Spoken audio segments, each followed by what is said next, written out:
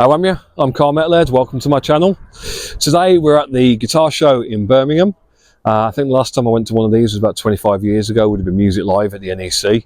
And I came out of that having bought a guitar. I'm not looking for any new guitars today, I'm pretty happy with my collection at the moment. But there are a few things I've got on my shopping list. Maybe some tuning pegs and some pickups for the Explorer that I bought, the James Hetfield Explorer. But yeah, let's go inside and have a look.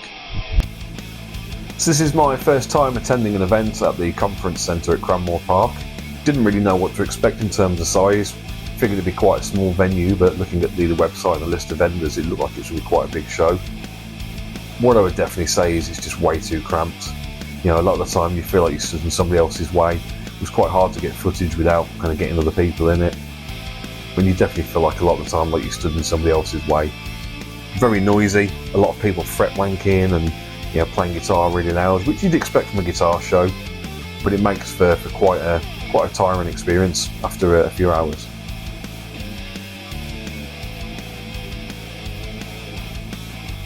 Crimson Guitars is one of the stands I was looking forward to checking out.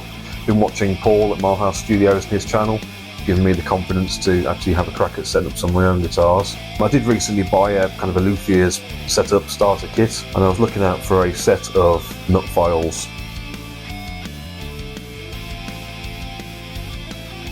As I said before, a lot of people fret wanking, a lot of noise. It can be quite intimidating, to pick up a guitar and kind of play when you're in a room full of guitarists. So I definitely think it's a great idea that you have these little booths set up with headphones to be able to play and play without being too intimidated.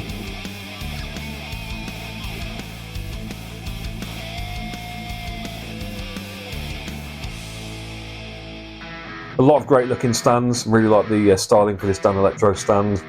Helped it kind of pop out and kind of look different to the other stands that are there.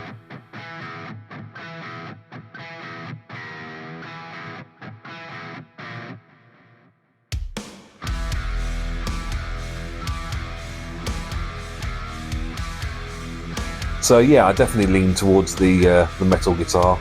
Lots of points, very aggressive looking.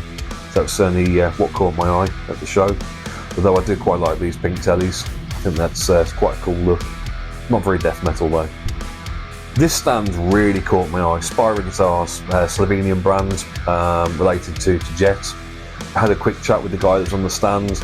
They're looking to make kind of affordable, but much more kind of modern and aggressive looking guitars. So the guitars in this stand here were kind of the £300 range, so from kind of like 289 through to kind of 350 roughly, which is kind of the price range where I can see something I fancy and think, yeah, F it, I'll pick one up, why not? Definitely kind of an impulse purchase price point. Let's play this Telecaster. I'd definitely like to add a telly to my collection at some point, and this one caught my eye.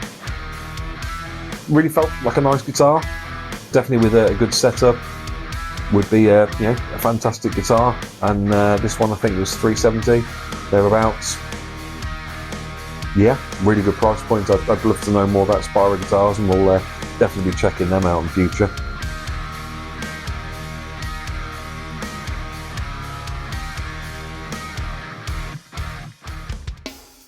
So lots of pedals at this show.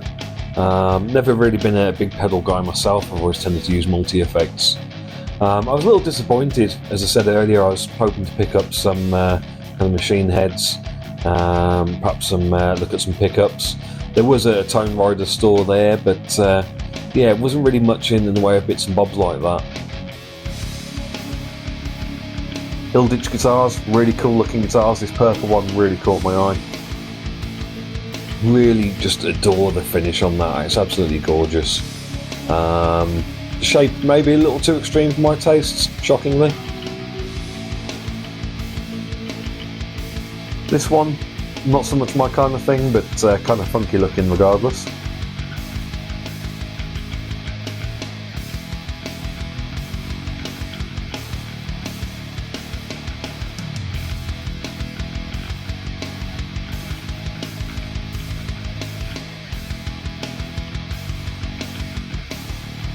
Doro guitars, Had a brief chat with the guy on the stands, very passionate about what he does. I'd intended to go back and have a play with one, but it's just too busy. So I was checking out this John Birch Heritage replica of the Tony Iommi guitar that I think sits in the Hard Rock Cafe somewhere. Had a quick chat with one of the people on the stand. This particular model was £3.5 grand.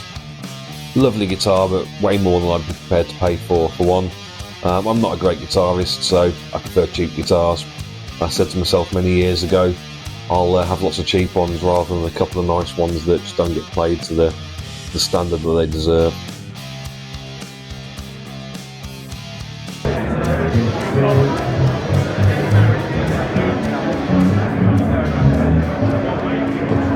Basically, yeah, mate, the whole point of this weekend was because that's a prototype, I couldn't stand it. Yeah.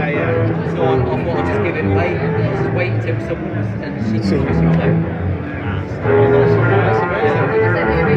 Feel free to listen to it. I love the fact you forgot it was a hollow body until you went back to it. I made that so many years ago. Yeah. It was the dustiest piece of shit in the workshop. I was like, I better do something with it. Wow, that's great. No, it's book match. Yeah. So basically, I've told that story another day. About 7-8 years ago, I was sat in the field in this lake. The tree was planted in 1890 in the Mount Edgecombe estate. Fell over in a storm from the southern coast.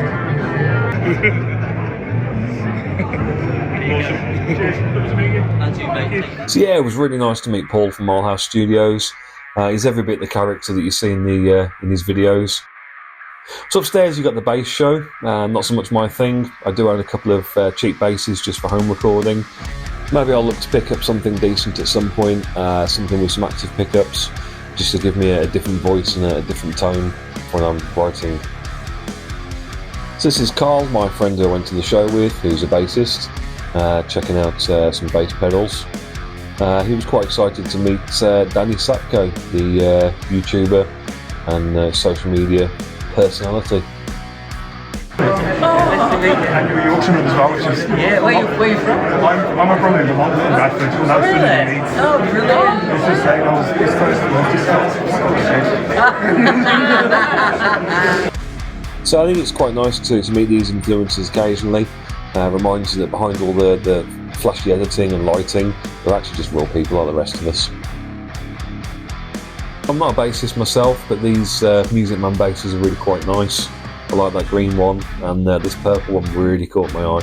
It's definitely a bit of me.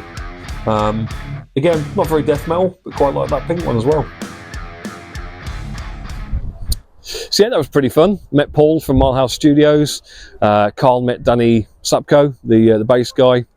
I'm not a bassist, I don't care. Yeah, ended up not spending too much money. Saw a couple of things that were quite nice. Quite like the Spyro guitars. I might check them out at some point. I'd like to add a telly to my collection. But I did buy a speaker, 49 quid for a Bluetooth speaker. Got some ideas for some content I can use that for. Hope you've enjoyed this anyway. Leave a like, leave a comment, and don't forget to subscribe, and I'll see you in the next video.